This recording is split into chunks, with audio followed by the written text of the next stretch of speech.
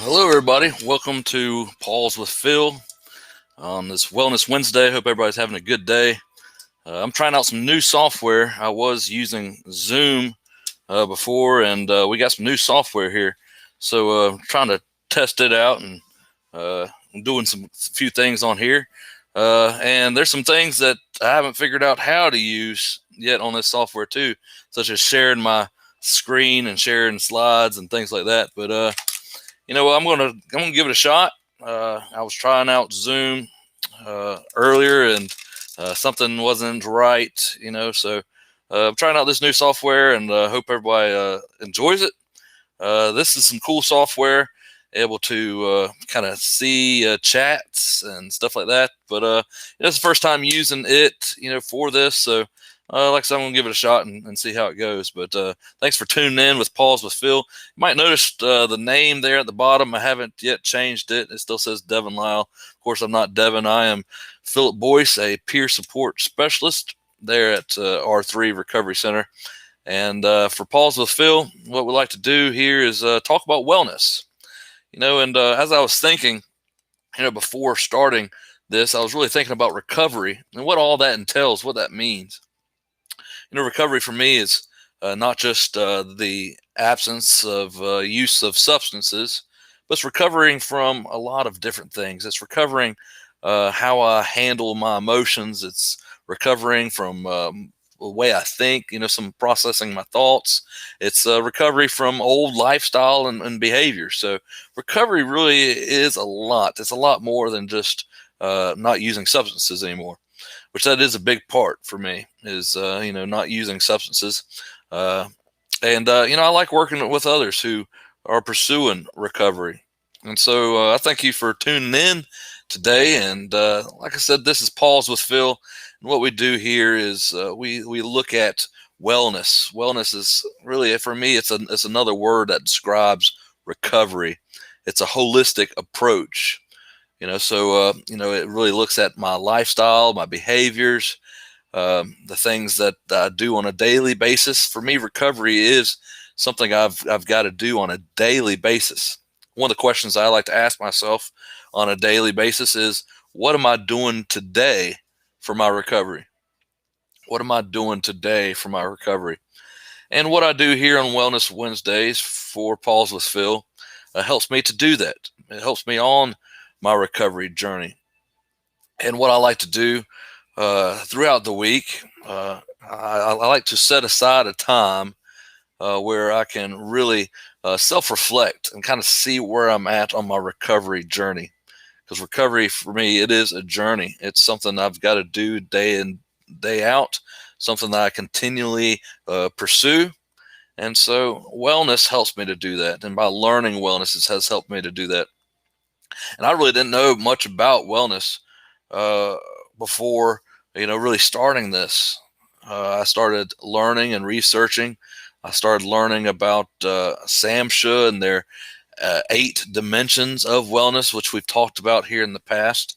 And if you're not really familiar with some of this material here, you can always go to our YouTube page at Wilkes Recovery Revolution. You can look that up there on YouTube, and hopefully you'll be a subscriber, and you can learn a little bit more about what wellness entails. That's what I've been teaching about here, each Wednesday. I've been trying to inform our audience and educate our audience about what wellness is and what it means. And so that's what we do here on Practice the Pause. And I always start off with saying that I like to stay true to the name. What does practicing the pause mean? What does practicing the pause mean? It can mean a lot of different things for different people. And for me, it's finding a time to slow down. To slow down. You know, it's easy to be stressed out and to really be in a hurried up lifestyle, to constantly be doing instead of being a human being. That's something I say here, that we are a human being, not a human doing. And so I need to take time to pause. And by specifically setting aside a period of time, and this is just an hour here, throughout the week, By specifically setting aside a period of time, it's a reminder to me that I do need to put first things first. Part of putting first things first for me is my own self-care and well-being. And practicing the pause, this wellness helps me to do that. And so by staying true to the name, practicing the pause, one of the ways that I've found that I can do that is by meditation and a breathing exercise, by being mindful, practicing mindfulness. What is mindfulness? We've talked about that in the past. As a reminder, mindfulness is simply pausing. It's being fully present. It's being aware of where we are. It's bringing awareness here to the present, that I'm here in this moment, that my mind doesn't need to be somewhere else in the future or the past, but I need to be present right here in the moment. Well, how can I do that? There's a practice that I use, and that's by breathing. Breathing helps me to be aware of the present because I'm focused on my breath, mindful of my breath. Mindfulness is being fully present. It's being aware, bringing this awareness of right here, right now, of where we are and what we're doing. For me, it's easy sometimes to be overwhelmed and be highly reactive to things going on around me. So mindfulness can help me be in tune with my present, where I am right here and right now. It helps me to slow down. It helps me to pause. And you can do this anywhere. You can do mindfulness anywhere. You can do meditation anywhere. I wouldn't suggest doing that while you're driving down the road, but you can be mindful.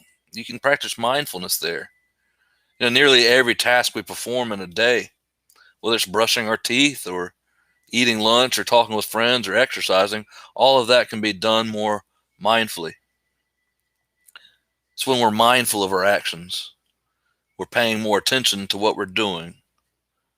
It's the opposite of just going through the motions. Instead, you're tuned into your senses, noticing your thoughts and emotions. And by building mindfulness into your daily life, you can practice mindfulness even when you're too busy to meditate. It can be helpful when you're practicing meditation to set a timer. A lot of people I've talked to really struggle with meditation, just being still. It feels like we've just got so much built up energy. It can be hard just to be still. It's hard to sometimes just tune down and kind of turn off to check out. A lot of folks I've talked to, a lot of people I've talked to, have said that it's hard for them to completely shut their mind off. Well, that's not what meditation is at all. Meditation isn't about stopping thinking. Because if you're thinking about stopping thinking, where you're thinking, so self-defeating there, right? Meditation isn't about that, and that's what we do here. I try to, educate what meditation is, what mindfulness is. And so if you're just beginning, if you're just starting out on a meditation, it might be helpful just to choose a short amount of time. I hope that when we're doing this meditation here on a weekly basis, that you're able to do it for a lengthier period of time. Often, each Wednesday here, I do it for 30 minutes, maybe a little bit less. And you might notice that the time seems to go by fast when we do it. I think it's helpful to do it together. I find a lot of benefit in group meditation. I've always enjoyed group meditation. That's meditating with others. And so I know here virtually it doesn't really seem like it's the same, but I think it's an important practice to do. So if you're just beginning, it can be helpful to choose a short amount of time. Maybe it's 5 to 10 minutes when you're starting out, and then slowly you'll see that you can increase that time and that you're beginning to meditate longer, maybe twice as long. Maybe you build up to 45 minutes to an hour. If some folks will use a timer, you can set a timer on your phone or a kitchen timer or maybe a stopwatch. And many people do a session in the morning or in the evening or one or the other. If life seems too busy, if you just have a little bit of time, doing some is better than none. And I try to stress that, that doing a little bit a week, is better than doing none. And so when you get a little bit of space and time, you can do a little bit more. It's important to create a space. I talk about that often too, about creating an environment, a space for meditation. And that's a place where, you don't have a lot of distractions. You can turn off some of those distractions and you can just tune in. You can be aware of your emotions and your thoughts, and you can be fully present. You're practicing that mindfulness. I've said it before about creating that environment. I try to do that, each time before, meditation. I like to pour some tea and light some candles. That kind of helps create that environment. And so maybe that's something that you like to do. What's something that when you think of brings you peace? If you could think about that, what's something peaceful for you? Maybe maybe it is a drink, like a hot cup of tea. For me, that's brings back memories of peace. It helps me to relax. What's something that you find helpful? Maybe it is a scent of a candle. All of our senses we can, use to help us to get into that state of being, a state of relaxation and peace. For me, it is, with tea and, aromatherapy, certain smells. So maybe that's something that you want to try before, beginning a meditation, is creating that environment somewhere, that's going to be safe and that you're not going to be distracted, somewhere where you can get that peace and find that quiet. That's important there for meditative purposes. And it's important to have that environment. It's also important to have the right posture, right? That you're not too rigid, you're not too stiff, but you can relax. You can relax into your posture. It's important to sit up straight. Find a good seated position, sit up straight there, and you can notice for instance, what your legs are doing. If you've got a cushion on the floor, you can cross your legs there in front of you comfortably. If you know of a yoga posture, you can do that as well. If you're on a chair, it's good that your bottoms of your feet are touching the floor. That helps us to be grounded. A lot of folks find the benefit of being grounded with your feet touching the floor. It's important to straighten your upper body, but don't stiffen. The spine has this natural curvature, so your head and your shoulders can comfortably rest on top of your vertebrae. You want to sit up straight with your arms kind of parallel to your upper body. Kind of let your hands drop there on the top of your legs. With your arms at your sides, your hands will land at the right spot. You want to drop your chin just a little bit and let your gaze fall downward. You may let your eyelids lower. If you feel the need, you may even lower them completely, but it's not necessary that you close your eyes while meditating. You can simply let what appears before your eyes be there without focusing on it. Let's be there for a few moments. Let's all just take a moment now just to breathe and relax. You might feel like you're carrying some stress with that out breath. You might feel some heaviness to it. Let's release that now. Let's continue to breathe in. Nice, slow, steady in breath. And then breathe out. Let go. You might feel some of that stress releasing as you breathe out. Again, continue to breathe in. Be aware of your breath. Be aware that you're breathing in. And then release. Feel that out breath as you're breathing out. Again, continue with the in breath. Breathe in. Nice, slow, steady in breath. And then release. Breathe in. And then breathe out. You really want to feel your breath. Some even say follow it as it goes out and as it goes in. Just be with your breath right there. Be right there in the moment. It's mindfulness. Draw your attention to the physical sensation of breathing. Feel the air moving through your nose and out your mouth. Feel the rising and falling of the belly or chest. With each breath, you can mentally note breathing in, breathing out. Continue to breathe in, breathe out.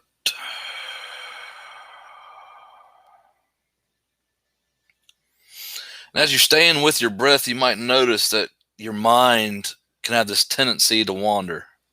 It's okay, that's natural. Don't worry about it. There's no need to block or eliminate thinking. It's when you get around to noticing your mind wandering with those thoughts creeping in, whether it be at a few seconds or minutes or 5 minutes, just gently return back to your breath.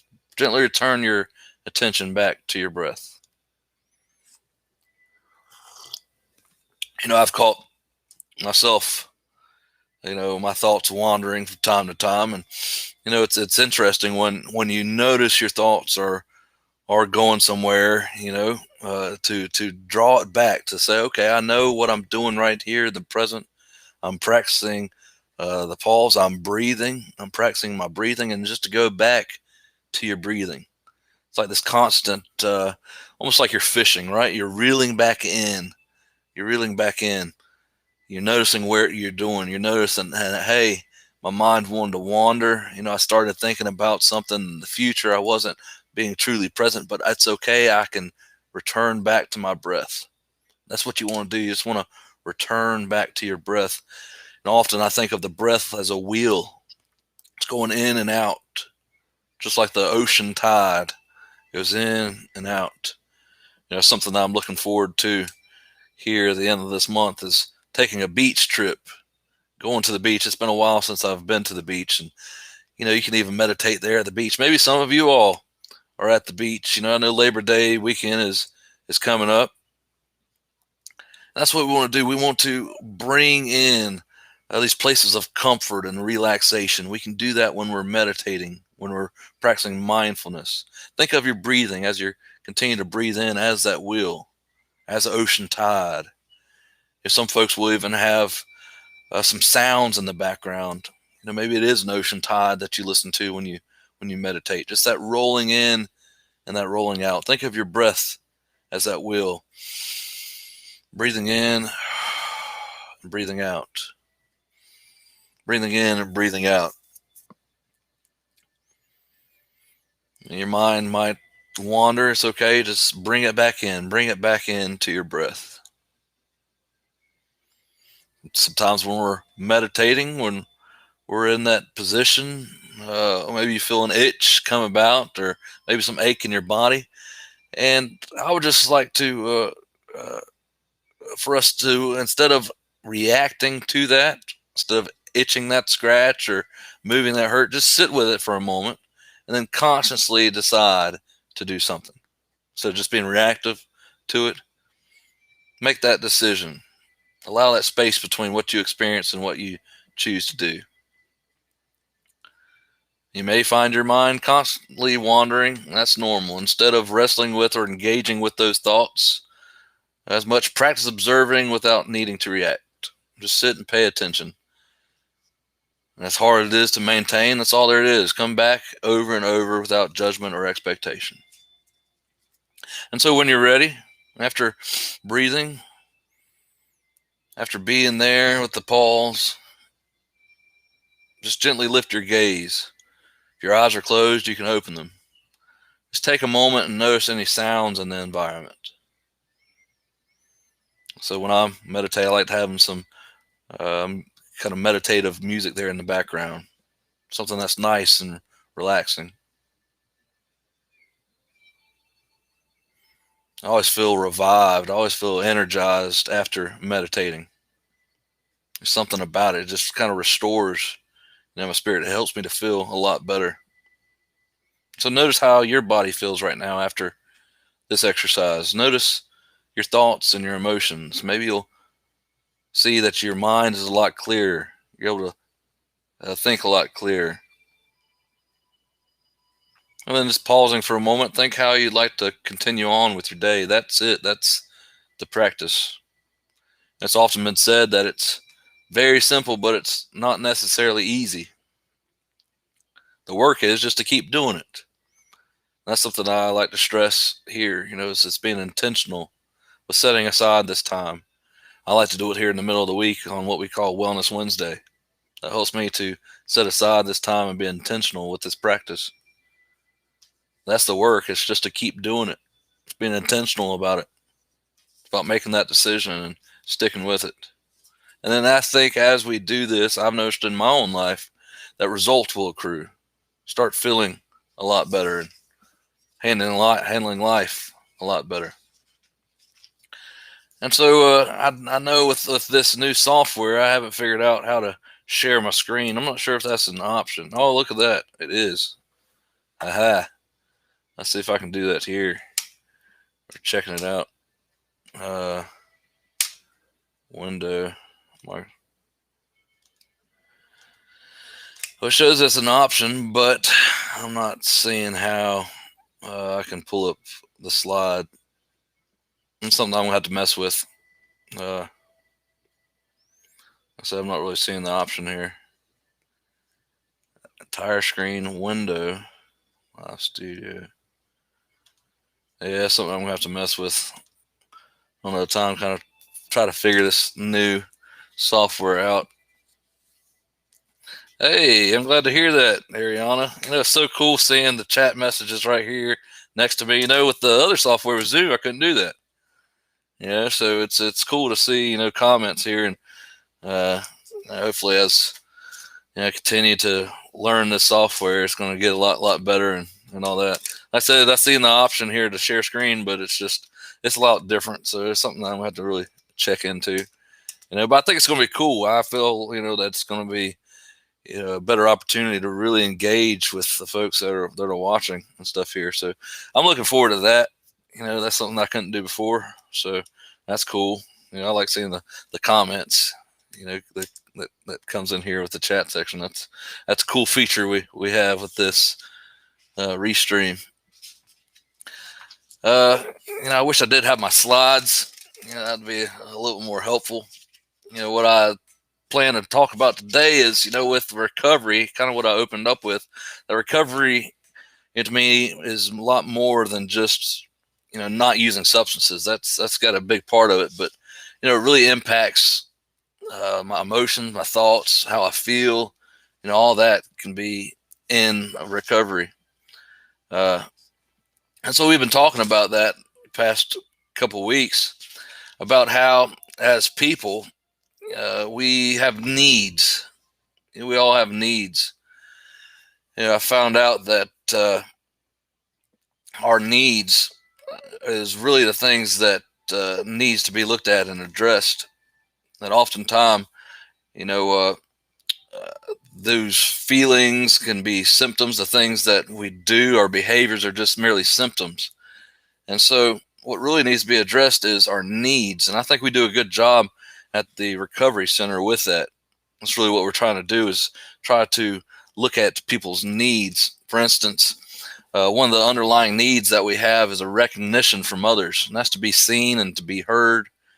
We have a need for belonging and for discovering that we are of value, that we add value to our community as a resource. That's a big need that we have. An underlying need is recognition from others. Another need that we have is a stimulating environment where we can feel challenged and grow, that we can express our interest and go after our interest. Another need that we have is caring and affection from friends, to be loved and to be cared for and to care for others. And that's a need that we have. And so these unmet needs are fueling unhealthy behaviors and lifestyle. And I didn't know it, but these emotional states, such as being bored or depressed or having anxiety, these set the stage for physical disease. That's something I never really thought about, is that the way that I felt, my feelings, were really setting me up for some disease, some type of disease, a physical disease, because it lowers the body's resistance. I never really knew that those feelings were so powerful. Those same feelings, I found out by reading into this wellness literature, is that these feelings can also lead to abuses like smoking and excessive alcohol or drug use and overeating. But when I started to think about it more and more, I saw that was true. Like when I was stressed out, when I used to smoke cigarettes, I'd smoke a lot more cigarettes when I was stressed out or anxious.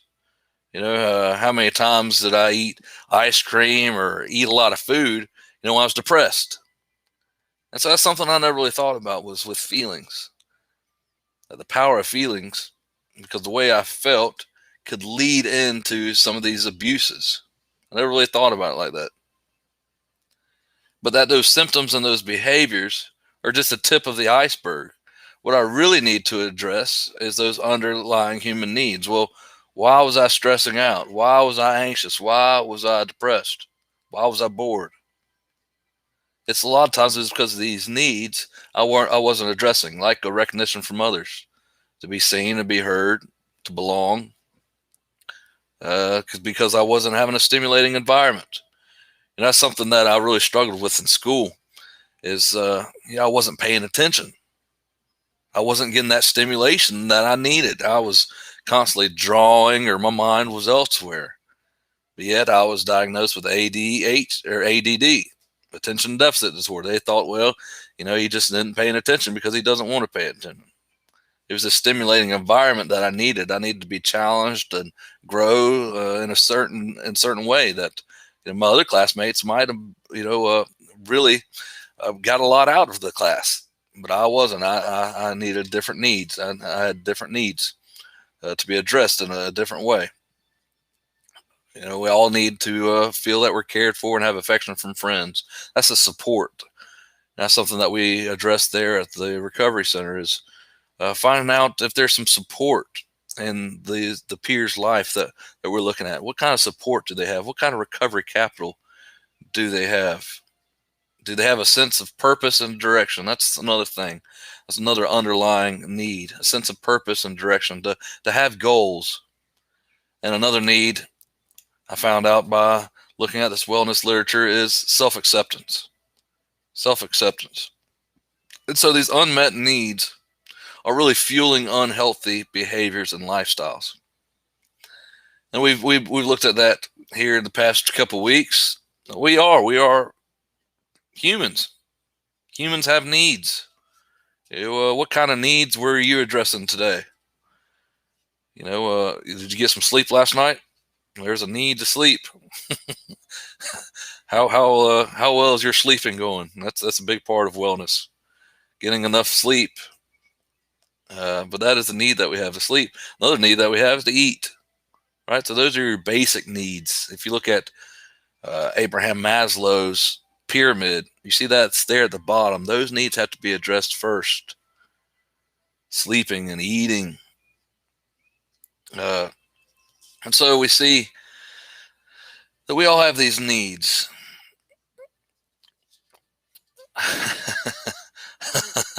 I agree with that, Ariana. I make sure I at least get a few hours of sleep. I don't think I get 7 or 8 hours anymore. I'm not exactly sure how much I get, but I make sure I go to bed at a decent hour. I try to do that. Boundaries are key for that. I think that maybe that could be a reason why some folks just don't get enough sleep, because hey, we aren't setting the boundaries that we need. I found out that some my sleep can be interfered with if I'm got my screen going, like on your screen on your phone, that the light that it implements from your phone or the TV, that can really interfere with your sleep. I've even heard that there's different cycles of eating and sleeping. So, if I eat too late, which I'm guilty of doing, I don't really have a set schedule of when I eat. I try to do that, or even when I sleep, which I'm trying to do better at too. And so I've even heard that there's different cycles. So one of these books I was reading said if you don't go to sleep like at 9 o'clock, then there's like 2 or 3 more hours in between that. It was like the next sleep cycle. Something I'm looking into, even with your eating. And so, I think cycles and discipline is really key too, which that's hard to do. I've read in the some of the recovery literature that we're not disciplined folks. We're not disciplined people. I'm kind of headstrong and do what I want to do and all that. But hey, when I see and know about some of this information, at least I know about it. And I try to make a more conscious effort, of those things. But I think that's interesting about the different cycles. So if I don't go to sleep at 9 o'clock, well, the next cycle is like 2 or 3 more hours later, and that might be rougher on me there in the morning. So it's good to know about these things, and I try to learn about them and be able to offer them too at the same time when I learn about them. But I thought these underlying needs, is cool too. I never really knew that these underlying needs I have, if they're not addressed, can really cause serious harm. I read here that if these needs aren't met, this is Maslow here, Abraham Maslow, the psychologist. He says when these needs aren't met, it turns into a disorder. This is how we get disorder. He said when these needs aren't met, Maslow argued, we see the rise of psychopathology. So these underlying needs, when they're not met, can turn into like a mental disorder or behavioral disorder. And we know that today that substance use is a disorder, is a disease we have, and that's really what we're addressing here. But for me to do that on a continual basis, I've got to know what these needs are and be able to meet them.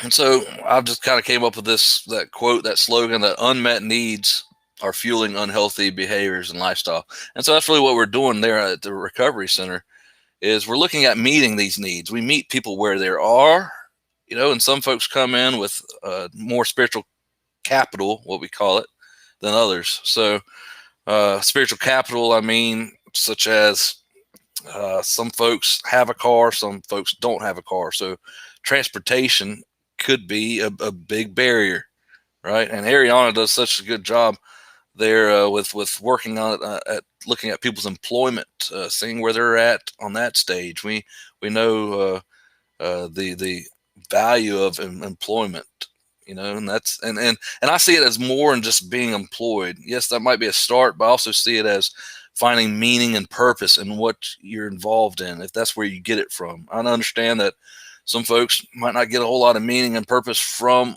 a career or from employment. They might get meaning and purpose from something else. Maybe you've got different areas of your life that you get meaning and purpose from. Maybe it's a hobby, or maybe it's being a parent, right? So you can get meaning and purpose from other areas. I understand that. And maybe that's the value that you get from your employment, is just being able to provide for a family, and that's something that I believe, needs to be addressed, as well as having a sufficient income. We talk about that as well, about being able to provide, having that living income, that living wage, that you're making enough to be able to provide for those needs, and so that's very important too, to be able to meet those needs and to find that meaning and purpose as well.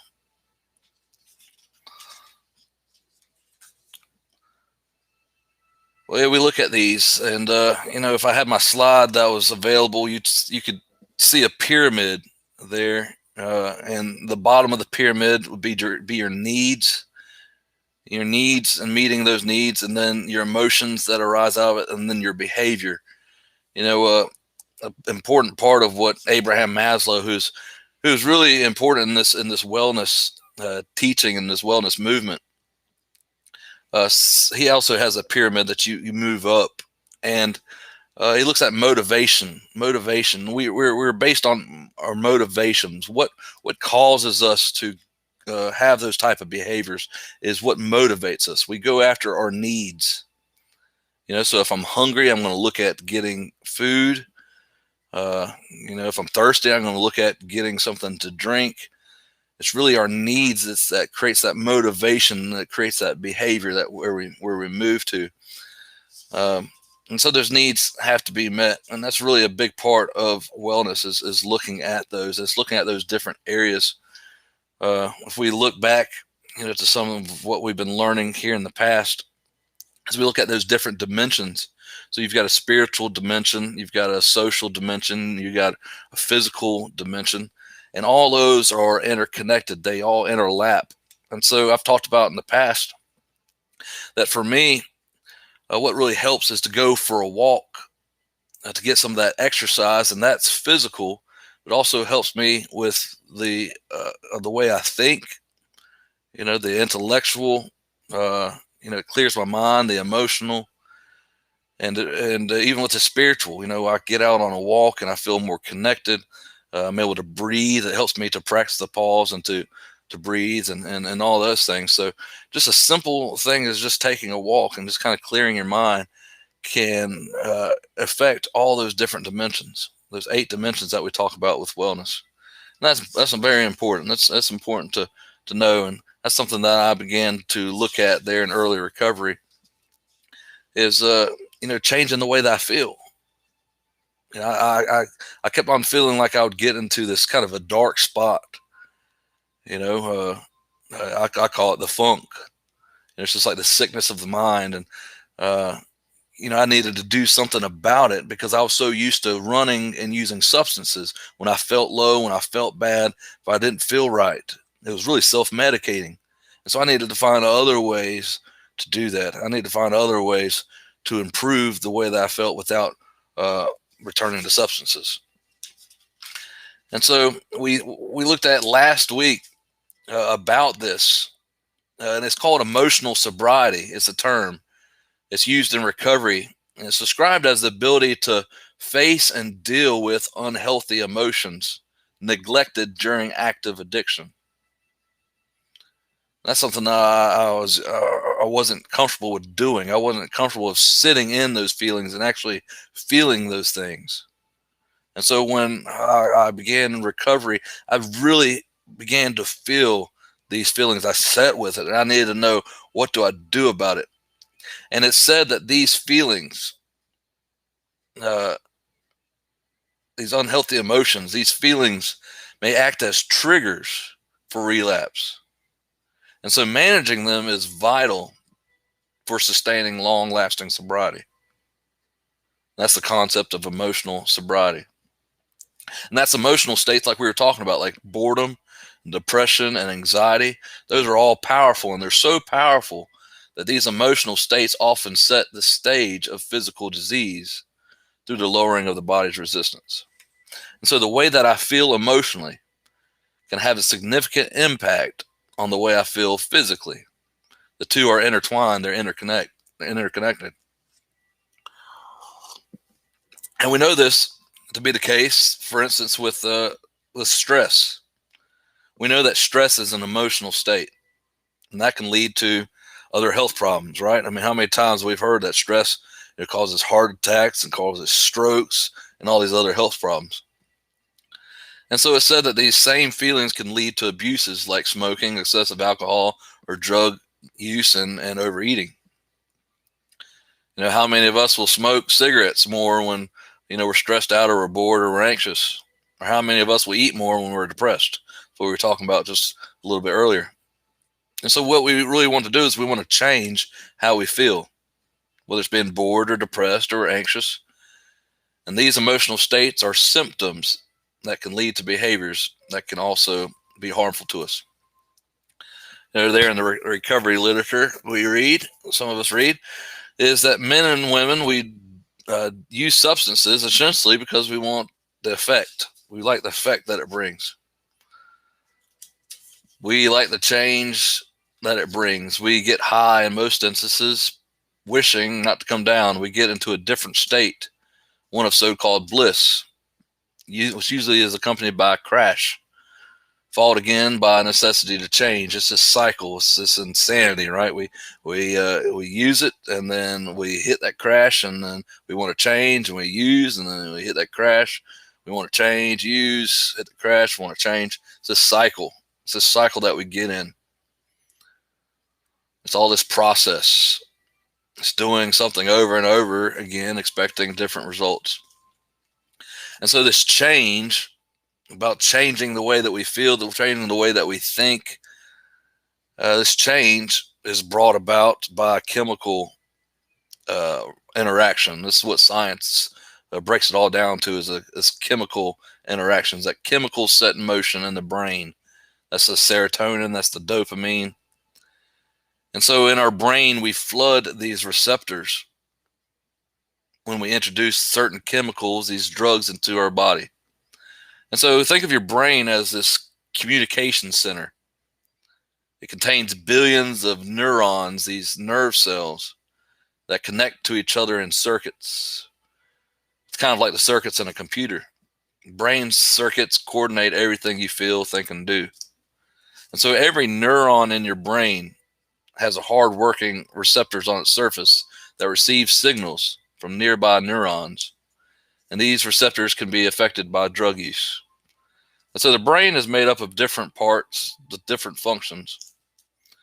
I'm not going to name all of the different parts here, but there's some that's important for us to know.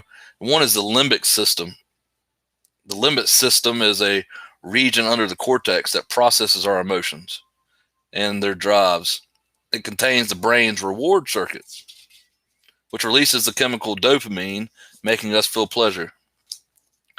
And so the anticipation of pleasure motivates us to repeat important human behaviors like eating, having fun with friends, or falling in love, but also encourages us to repeat risky behaviors like taking drugs.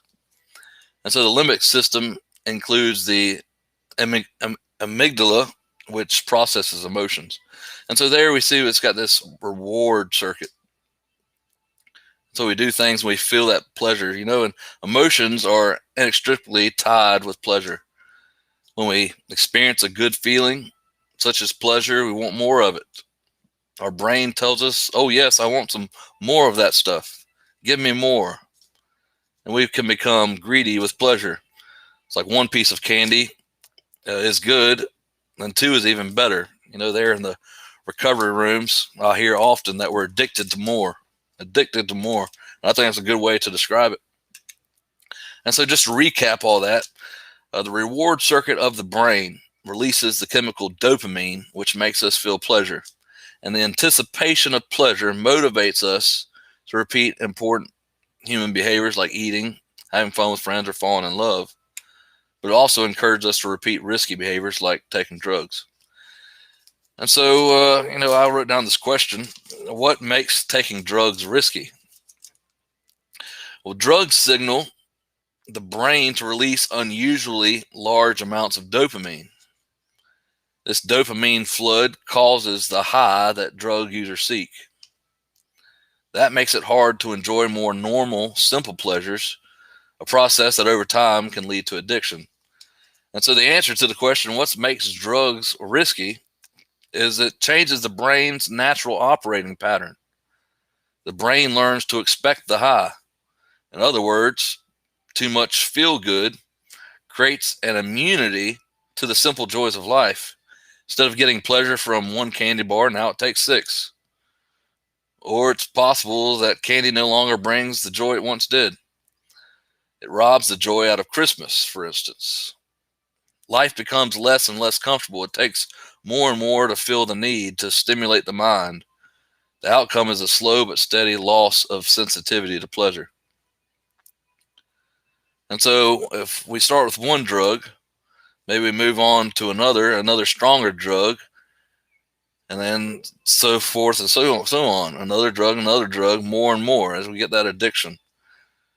And so there's that expectation of it all is to produce the same effect. We desire more dopamine, more feel good. We want this dopamine flood, which is really that high that we call it. And so repeated activation of this reward pathway, which is the dopamine receptors, can lead to addiction. And addiction is when drugs enter the brain, they interfere with its normal task and can eventually lead to changes in how well it works.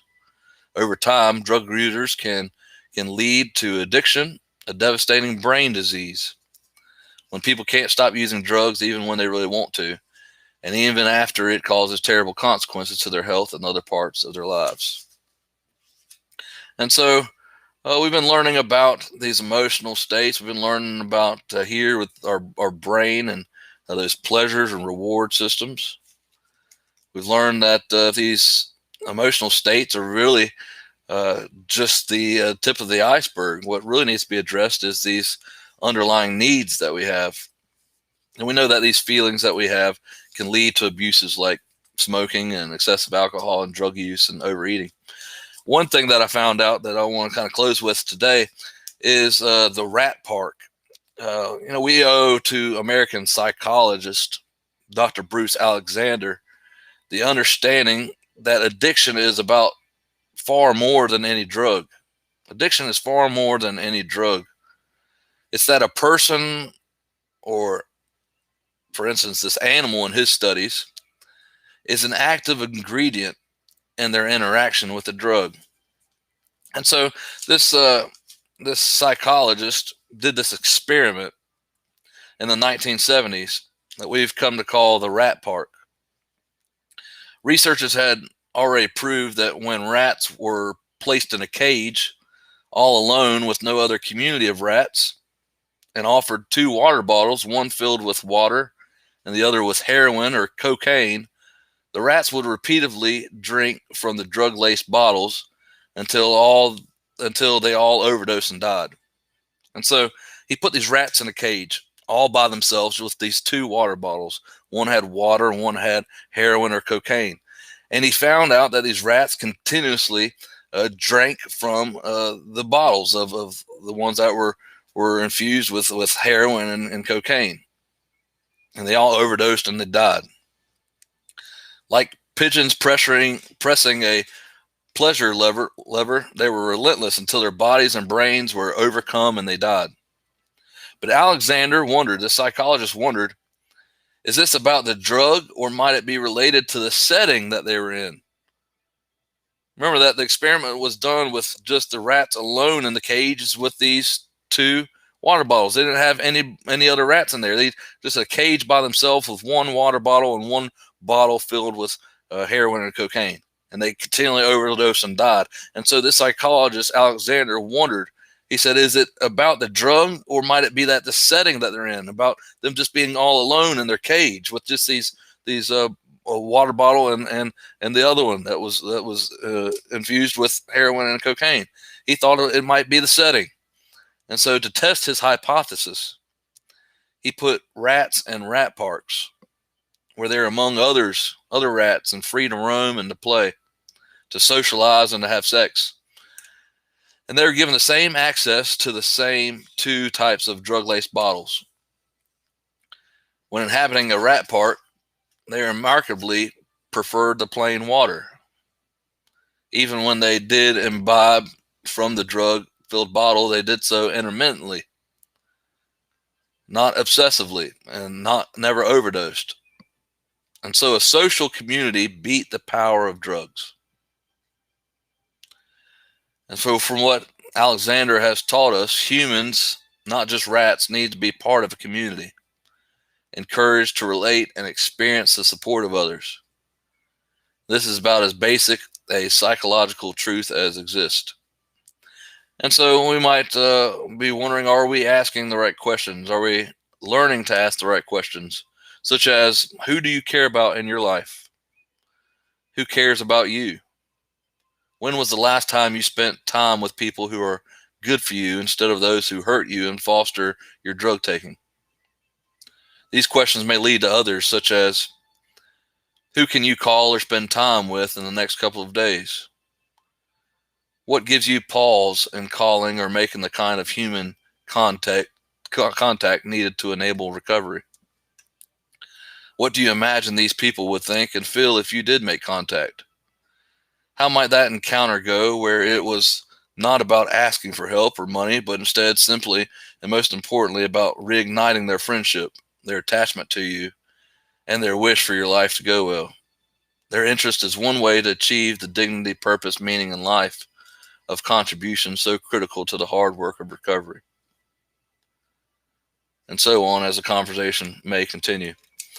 And so I think that's important for us to understand that recovery is more encompassing than what we had originally thought, and that connection is so important there for our recovery. So maybe just a few things you can take away that you can think about. Hopefully this has encouraged us all to think more about our own recovery journey and the recovery community at large. And so I hope that this has inspired you and has helped you in some way. And if this has been beneficial to you, please write us, comment us, let us know how this is helping you on this recovery journey. So I hope that you all have a good rest of your Wellness Wednesday, and thanks for tuning in. And I hope that we can continue to use this program and really get the most out of it. So hope that you all have a good rest of the day. We'll see you next time. Bye.